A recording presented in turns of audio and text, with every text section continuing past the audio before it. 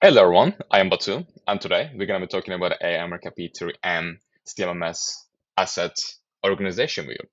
And as you can see here, we have three sites. We have Hartford plant, Springfield plant, and Worcester plant, right?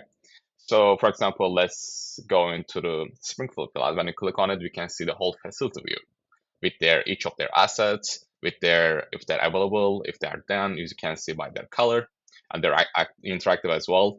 Once you go into one asset, you can see the asset ID. For example, this one is asset pump 004. So let's expand on that. So when you expand it, we can see the asset tree. So this was site. We can see department for this specific site, each department here, as you can see here, right? We have the blending, for example, we have the facilities, we have the hot field line, IT assets.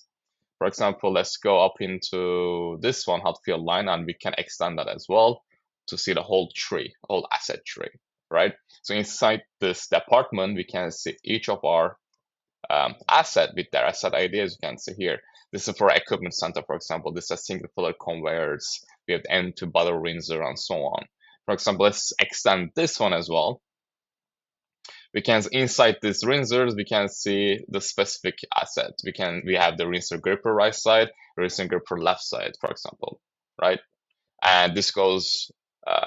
This is the whole concept basically. It goes same concept with every asset that as you can see here. For example, when extend this bottle vision system, you can see the vision system, the field reject conveyor, or bottle rejector. These all examples.